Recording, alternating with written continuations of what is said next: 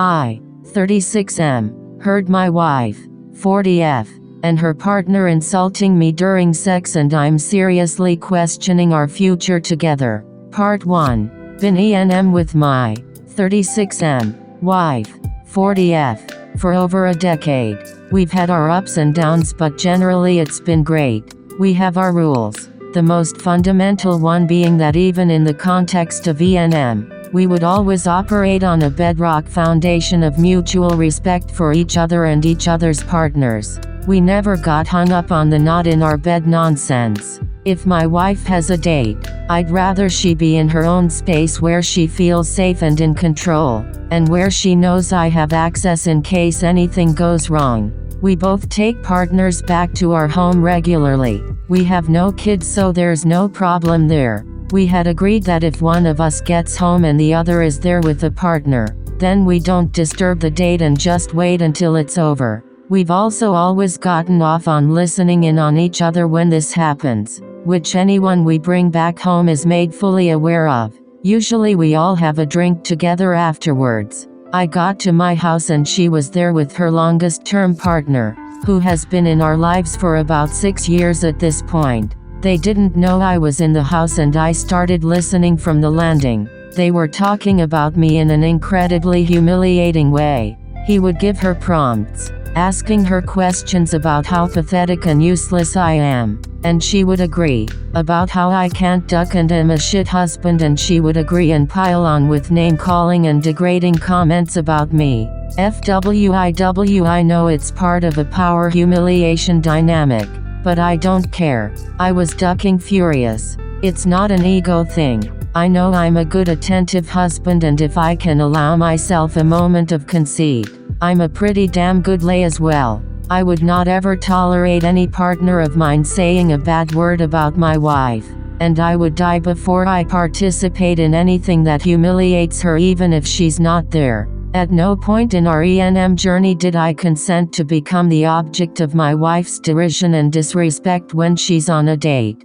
especially with her closest and longest-running partner. I walked into the bedroom, big no-no, and told him to get the duck out. My wife was livid and said no, he's not going anywhere, but I put my foot down and kicked him out of the house. We had a massive fight. She told me I was being a huge pussy. I told her she doesn't respect me, and some harsh words were said from both sides. That was Tuesday night and we haven't really spoken since. I certainly won't be the first to make contact, and she's been staying at his place all week, which is a major violation of our ground rules, but I also broke them by kicking him out. For 13 years I've worshipped the ground she walks on, and I refuse to accept the way they talk about me, even in the heat of the moment. It's not right and I won't stand for it. It's really put the future of our marriage into question, because I won't move forward with him still in the picture, and that will cause a volcanic amount of friction. She really likes him and has known him for almost half the time she's known me. It would severely disrupt our system and I know she would resent me for it, but I also know I will resent her if he stays. I feel steadfast in this, but I'd appreciate a sanity check before I make any drastic moves. Part 2. Posted the next day. Update. I, 36M, heard my wife, 40F, and her partner insulting me during sex, and I'm seriously questioning our future together. My wife came home last night and we had a very long and incredibly difficult conversation. She texted me yesterday and asked if it was okay with me if she came home after work. I said it's her home too and that I'd been waiting for her for 3 days. There's no way I could go through everything that was said, so I'll just summarize what I feel were my biggest takeaways.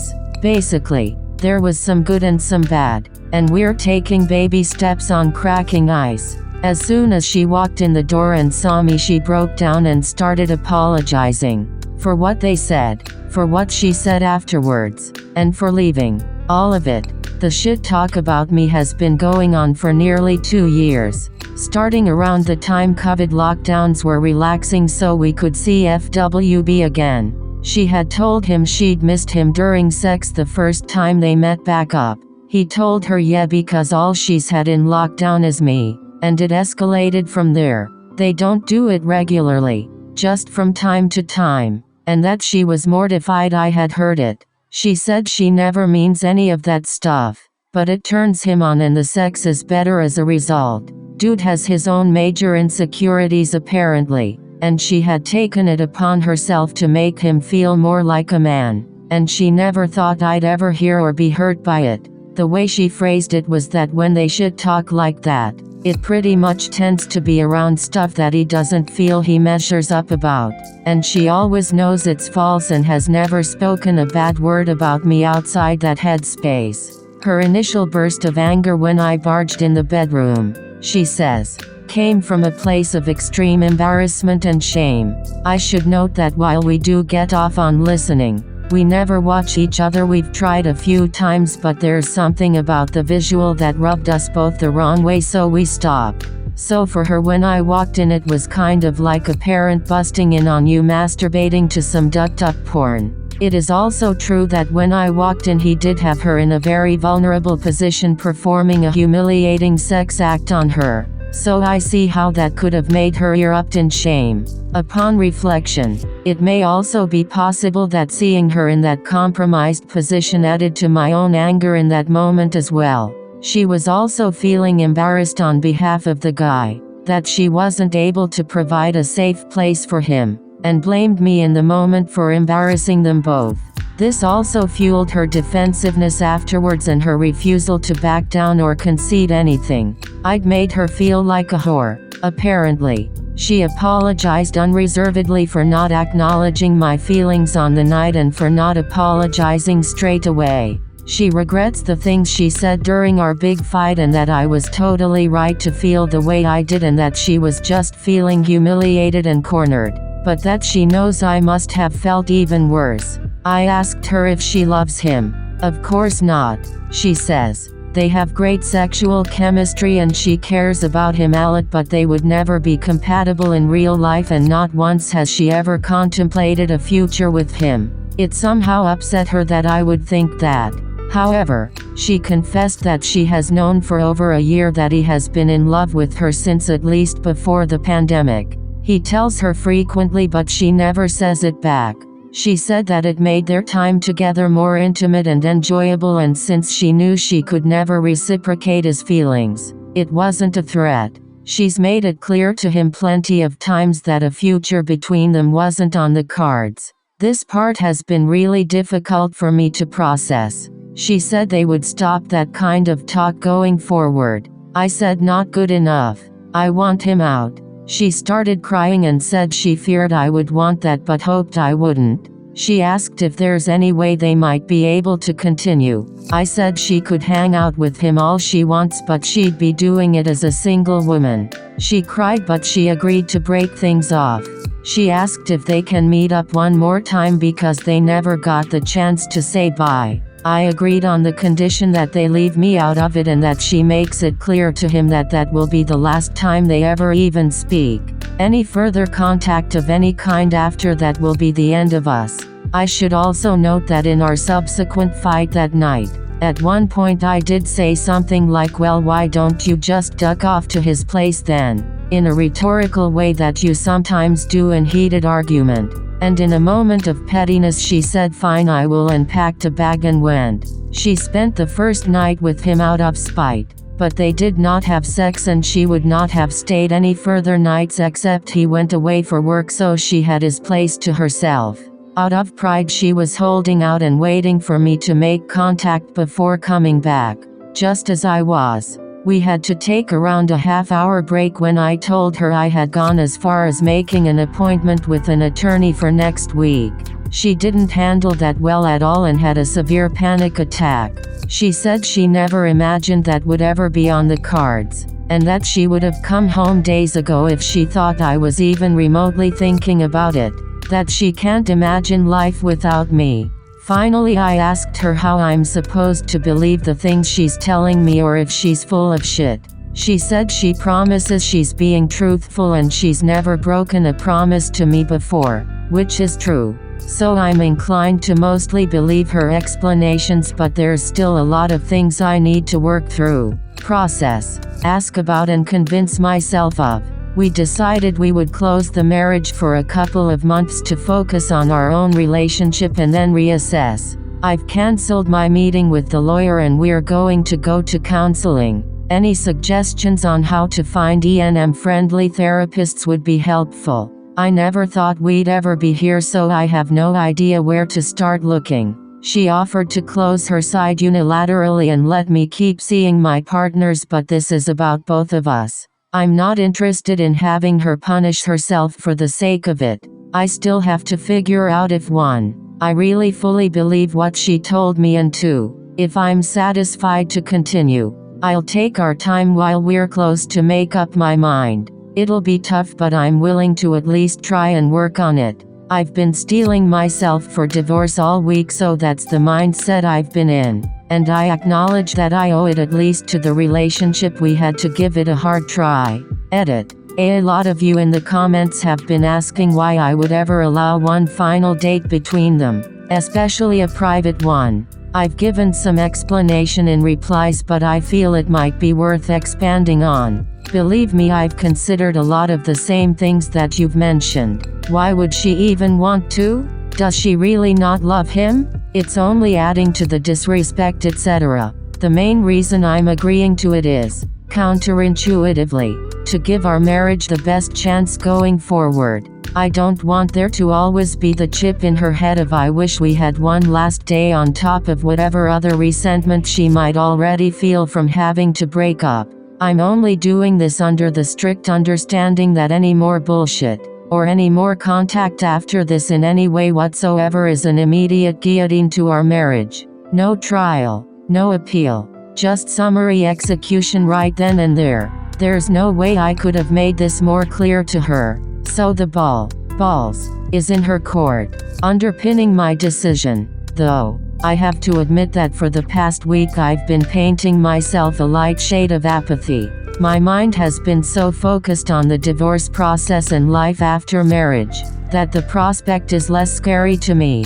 Logically, I should have been furious that she even asked to see him one last time, but honestly I just didn't care. If it helps you move on, go for it. It seems I'm the one more mentally prepared for divorce than you are, so if you want to blow it all up, go for it.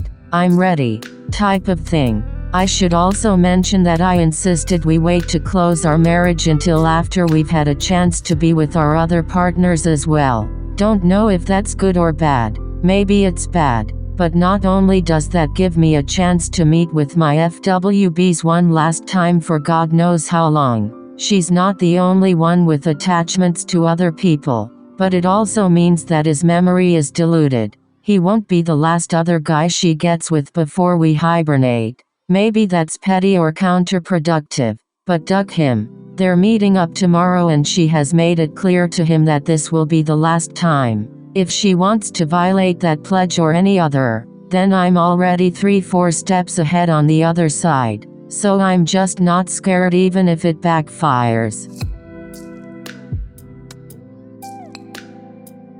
Update. I, 36M, heard my wife, 40F, and her partner insulting me during sex, and I'm seriously questioning our future together.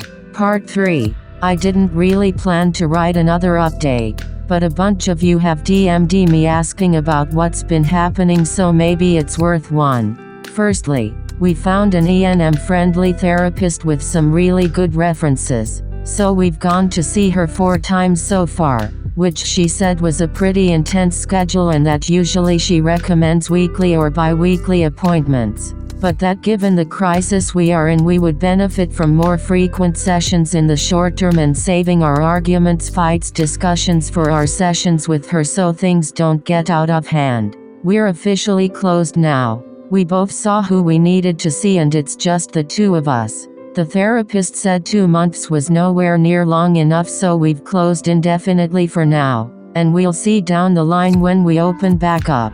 My wife's FWB didn't take their split well. He came to the house to talk to me and try to change my mind, but I wouldn't open the door to him. Ended up calling the cops after he started getting aggressive.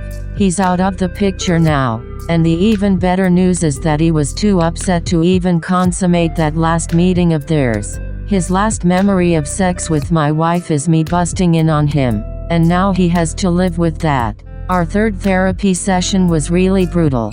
She came clean about a bunch of stuff that really shocked me, maybe even more than the whole insult thing. She had been breaking ground rules pretty much left and right for the thrill of it, often in really specific and deliberate, and pretty hurtful ways. My trust in her is pretty much non-existent right now, and regardless of therapy, I've given myself until the end of the year to begin feeling some trust in her again. Otherwise, I don't see much point going on. I'm struggling with bitterness due to the fact that trying to save my marriage means I'll likely lose other relationships with people special to me, and it could all be for no reason in the end. Right now it's just one step at a time. Not much more to do than fight through it, but I am a fighter. P.S. None of you warned me how goddamned expensive therapy is, but you best believe it's coming out of the joint account. Little edit. Hey folks, I know that obviously this is a really bad situation, and she's done a lot wrong, but I should explain a bit about why I'm willing to fight for it, and why I'd rather not see people denigrating her in these replies. Despite everything I've explained in these few posts, we're talking about a truly incredible woman. She's warm, she's loving, she's kind, she's so intelligent, she's fierce. She's always been the first to help whoever needs it, the last to leave when more still needs to be done. She takes care of her family. She's hilarious with a wicked sense of humor. She's adventurous. She loves life. She loves to laugh and she doesn't suffer fools. She's also incredibly gorgeous. I mean, like actual magazine cover stunning. And if I can be a bit off color, she can fuck like Olympus thunder over the waves. She's been the love of my life. She's made some life-changing mistakes, but if there's any way to go back to what we had, I'm prepared to slog through pain to get there. Last update. I, 36M, heard my wife, 40F, and her partner insulting me during sex, and it's really making me question our future together. Part 4. Final update. Hi everyone. Just one final update here. We tried our best, but unfortunately, it has not worked out. I haven't been able to get past it. There is no trust there anymore. There's fondness, but I don't know if I can even call it love anymore. She's pretty devastated, which I don't take any pleasure in. At least I'm doing a pretty decent job of letting go of the anger. Therapy has helped a lot for that. Maybe if it was just our relationship impacted, we might have been able to make it work. But it's had a ruinous effect on a number of other relationships as well, and an impact on my life beyond just my marriage. Among other things, she had sought out and slept with a couple of close friends and a work subordinate of mine. Those friendships, which I've had for decades, are now over, and that person at work has been let go. All of it is having knock-on effects on other parts of my personal and work life. It's not something I can get over. The separation and divorce will at least be amicable. We won't be battling it out in the courts. We've already agreed on a division of assets that we both agree is fair. Luckily, neither of us has had to rely financially on the other while we've been together. I've decided that after the divorce is finalized, I'll have no more contact with her whatsoever. I need a clean break. One silver lining is that I've been able to meet back up with a couple of my partners from before and had a grand old time. I made the mistake of saying, genuinely and with no bad intention, that at least now she can meet back up with the other guy again. She didn't take that the way I meant it and thought I was having a dig at her, and we had a big fight, but then it smoothed over. In any event, it's on to the next adventure now. May enjoy single life for a while. I've still got a good chunk of my youth left, and fortunately I still look like it. I'll take my wins whenever I can get them. I'm in mourning but also excited about what life has in store. One major thing is that she never wanted to be a parent, and I did before we got married. The prospect of fatherhood is open to me again, and that's really life affirming. Onward and upwards.